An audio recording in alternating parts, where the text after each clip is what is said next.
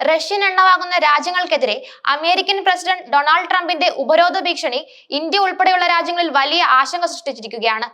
Russia Ukraine യുദ്ധം 50 ദിവസത്തിനുള്ളിൽ അവസാനിച്ചില്ലെങ്കിൽ Russian crude oil വാങ്ങുന്ന രാജ്യങ്ങൾക്ക് വലിയ തോതിലുള്ള തീരുവ നേരിടേണ്ടി വരുമെന്നാണ് ട്രംപിന്റെ മുന്നറിയിപ്പ്. റഷ്യയിൽ നിന്ന് എണ്ണ ഇറക്കുമതി ചെയ്യുന്ന രാജ്യങ്ങൾക്കെതിരെ അമേരിക്കയുടെ മുൻ പ്രസിഡന്റും അടുത്ത തിരഞ്ഞെടുപ്പിലെ സാധ്യതയുള്ള സ്ഥാനാർത്ഥിയുമായ ഡൊണാൾഡ് ട്രംപിന്റെ കർശന നിലപാട് ഇന്ത്യയെയും ചൈനയെയും പോലുള്ള പ്രധാന എണ്ണ ഇറക്കുമതി രാജ്യങ്ങളെ ആശങ്കയിൽ ആഴ്ത്തിയിട്ടുണ്ട്. യുക്രൈൻ യുദ്ധം 50 ദിവസത്തിനുള്ളിൽ അവസാനിപ്പിച്ചില്ലെങ്കിൽ റഷ്യൻ എണ്ണ വാങ്ങുന്ന രാജ്യങ്ങൾക്ക് 100% സെക്കൻഡറി ഉപരോധം ഏർപ്പെടുത്തുമെന്നാണ് ട്രംപിന്റെ മുന്നറിയിപ്പ്.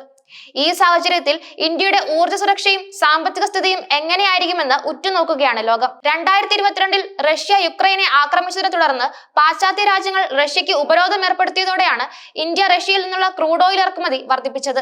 റഷ്യ വലിയ തോതിൽ ഡിസ്കൗണ്ട് വാഗ്ദാനം ചെയ്തത് ഇന്ത്യക്ക് നേട്ടമായി.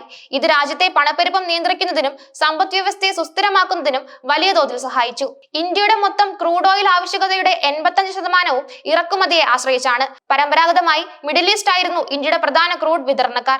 എന്നാൽ കഴിഞ്ഞ 3 വർഷമായി റഷ്യയാണ് ഈ സ്ഥാനത്ത്. നിലവിൽ ഇന്ത്യയുടെ ക്രൂഡ് ഓയിൽ ഇറക്കുമതിയുടെ ഏകദേശം 40% റഷ്യയിൽ നിന്നാണ്. ഇന്ത്യ, ചൈന, ബ്രസീൽ തുടങ്ങിയ രാജ്യങ്ങൾക്ക് സമാനമായ ഉപരോധ മുന്നറിയിപ്പ് നൽകിയിട്ടുണ്ട്. കൂടാതെ US senator Lindsey Graham 2025 Russia ഉപരോധ നിയമവും മുന്നോട്ട് വെച്ചിട്ടുണ്ട്. റഷ്യൻ എണ്ണ, വാതകം, യുറേനിയം എന്നിവ വാങ്ങുന്ന രാജ്യങ്ങളിൽ നിന്നുള്ള US ഇറക്കുമതിക്ക് 500% തീരുവ ഏർപ്പെടുത്തണമെന്നാണ് അദ്ദേഹത്തിന്റെ നിർദ്ദേശം.